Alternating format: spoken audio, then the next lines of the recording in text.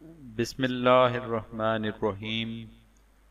محترم ویورز، السلام علیکم۔ ہم روحانی علاج کی پلے لسٹ کے لیے شفائے رنگ و نور کے حصہ دوئم کا مطالعہ کریں گے۔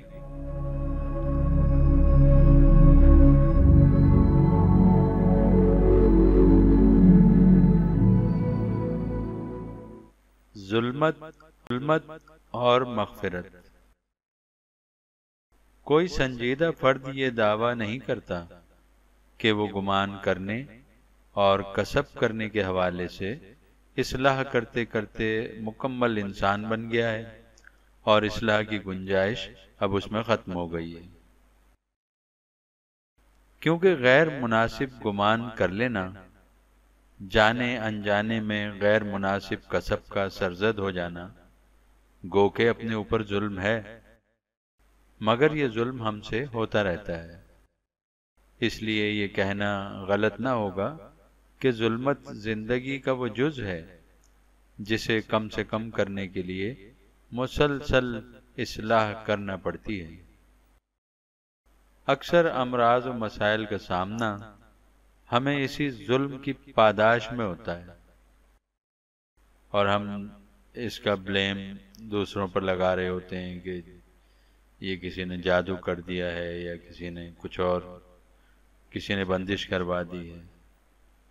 تو ہم کبھی اپنے اعمال کا جائزہ نہیں لیتے کہ ہمارے گمان کیا بالکل درست ہیں، کیا ہم صحیح گمان کر رہے ہیں،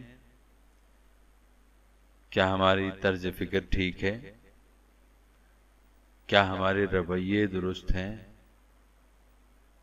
کیا ہم سے کوئی ایسے اعمال تو سرزد نہیں ہو رہے جس کی سیاہی ہمارے آگے آ رہی ہے۔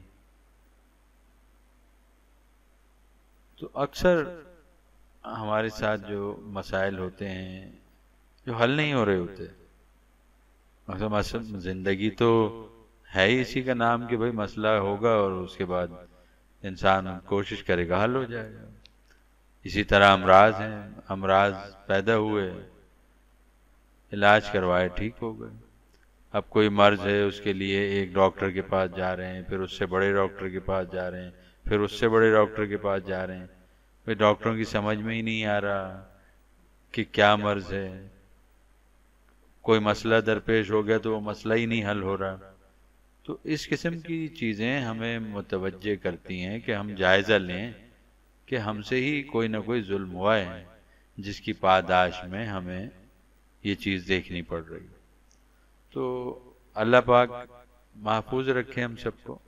تو ایسا ہوتا ہے، اور اس سے نجات کے لیے اصلاح کی جائے، مادی کوششیں، اصلاح بھی مادی کوشش ہے، اور پھر اس کے لیے ہمیں مغفرت اور غیبی مدد درکار ہوتی ہے۔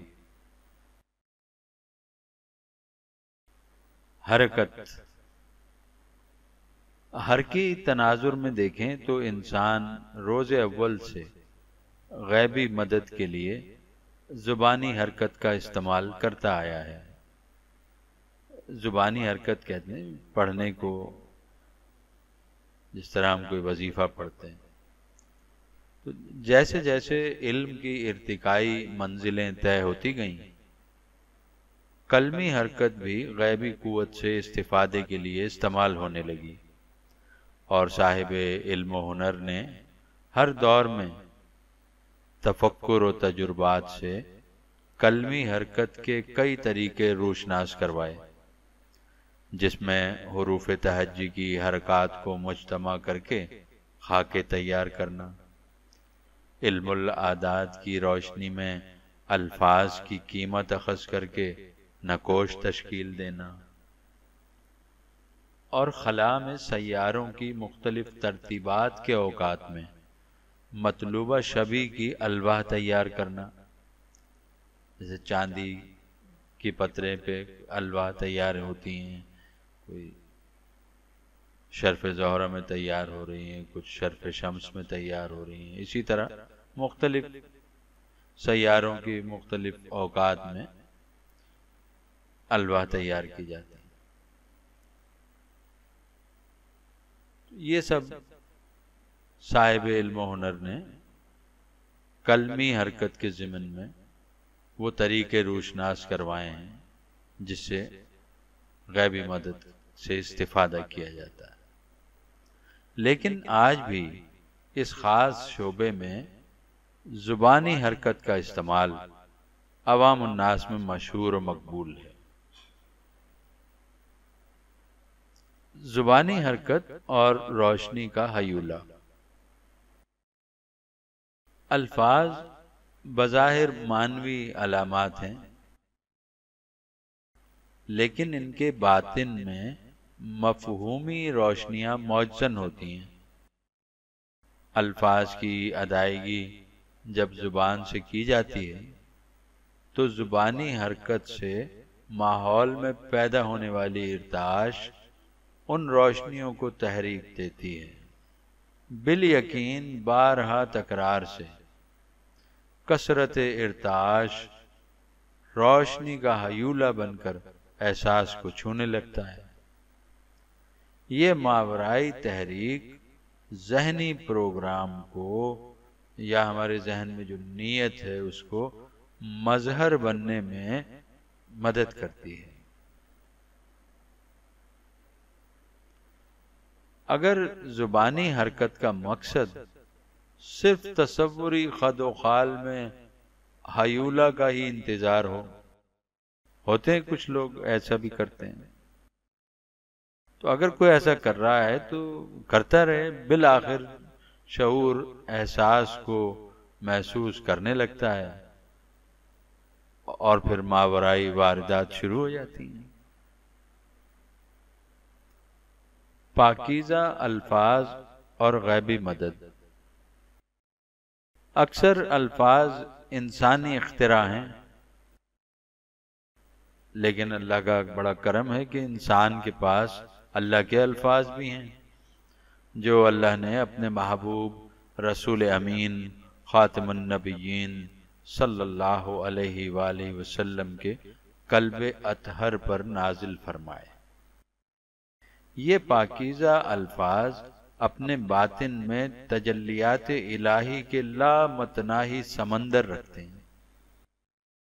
نیت کی پاکیزگی کے ساتھ جب یہ پاکیزہ الفاظ زبان سے ادا ہوتے ہیں تو ادائیگی سے ہونے والی ارتعاش ماحول کو چیرتی ہوئی عالم غیب میں گونج پیدا کرتی ہے۔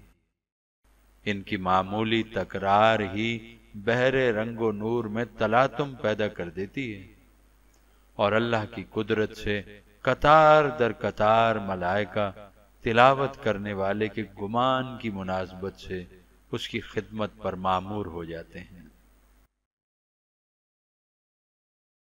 اسما کا علم۔ اسما اسم کی جمع ہے۔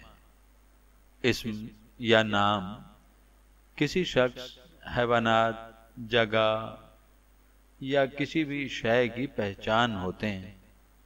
ہمارے والدین ہمیں ابتدائی ایام میں اشیاء کے نام سکھاتے ہیں کہ بھئی یہ پیالہ ہے، یہ پین ہے، یہ کاپی ہے۔ اعضاء کے نام بھی سکھاتے ہیں، یہ ہاتھ ہے، یہ کان ہے، یہ آنکھیں۔ تو ہم نے دیکھا کہ ہمارے والدین بھی ہمیں ابتدائی ایام میں نام سکھاتے ہیں، پھر رفتہ رفتہ ہم اشیاء کے خواص سے بھی واقف ہوتے جاتے ہیں۔ کائنات صفات الہیہ کا مظہر ہے۔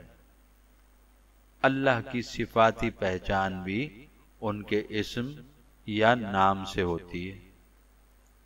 اللہ نے اپنے صفاتی نام اسماء الحسنی کہہ کر متعارف کروائے ہیں۔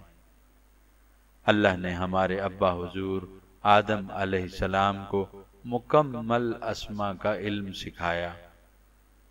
قرآن حکیم میں بھی جا بجا مختلف کائناتی امور میں مختلف صفات الہیہ کا تذکرہ ملتا ہے۔